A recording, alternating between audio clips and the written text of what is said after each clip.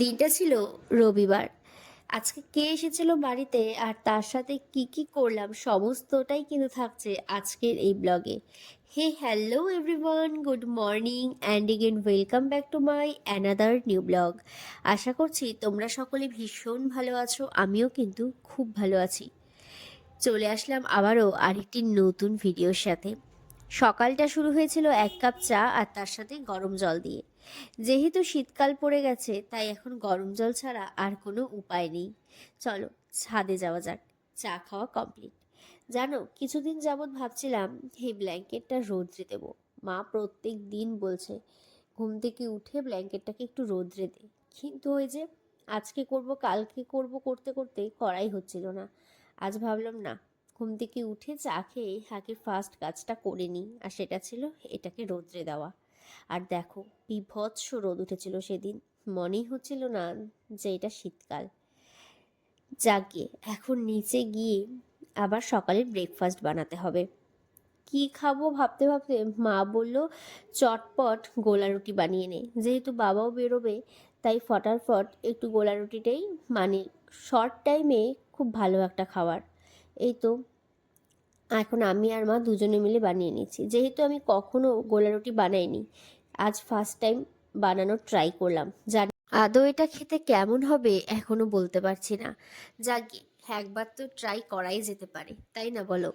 যেহেতু আগে কখনো বানায়নি, মা রান্নাঘরটা কিছুতেই ছাড়ছে না, পেছনে দাঁড়িয়ে আছে, এটার পর এটা, এইভাবে না সেইভাবে ওঠা বলেই যাচ্ছে একটার পর একটা। জাগে এই করতে করতে এদিকে আমার গোলা রুটি বানানো কমপ্লিট।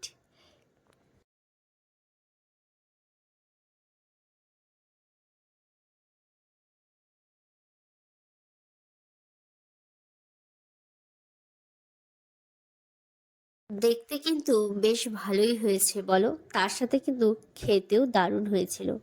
ছাদে গিয়ে রোদ্রে বসে বসে সকালের খাওয়াটা কমপ্লিট করব।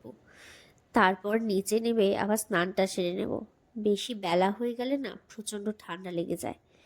এই তো স্নান সেরে চলেও আসলাম ছাদে। জামা কাপড়গুলো শুকিয়ে নেব আর এই ফাঁকে চুলটাও শুকিয়ে যাবে।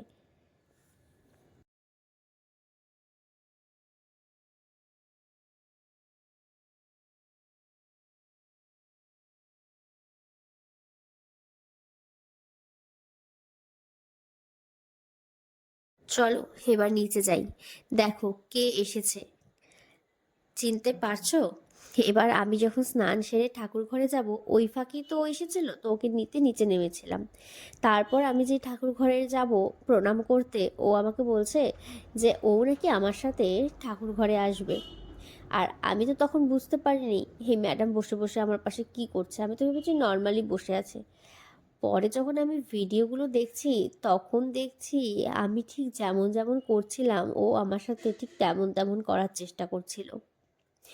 তারপর ওকে একটু স্নান করিয়ে দিলাম, যেহেতু স্নান না করে এসেছে তখন অনেকটা বেলা হয়ে গেছে, যার জন্য ফটাফট আগে স্নানটা করিয়ে নিলাম। এবার স্নান সেরে এসে বলছে কিছু একটা খাবে, তো ঘরে ছিল বানানা, তো আমি বললাম যে খেয়ে নে। না, ওভাবে খেলে নাকি হবে না। দেখলে তো, আমাকে বললো যে চাকু দিয়ে ওকে এইভাবে কেটে দিতে। যাকগে এদিকে আমি কেটে দিচ্ছি, ও ততক্ষণে খেয়ে নিক, আর এই ফাঁকে আমার কিছু কাজ আছে যেগুলো আমি করে নিই, নয়তো পরে আর সময় পাবো না। কাজ কমপ্লিট করে ঘন্তকে নিয়ে আমি চলে আসলাম সোজা ছাদে। এখানে আমরা দুজন মিলে কিছু ভিডিও বানাবো আর তার সাথে রিলস দেখছিলাম। তারপর ওকে খাইয়ে আবার আমি খেতে বসবো, কারণ অনেকটা দেরি হয়ে গেছে জানো তো। আর এই যে খাওয়ানোর সময় ম্যাডামের যে কত গল্প থাকে, কত কথা থাকে, সেটা শুধু আমরাই জানি।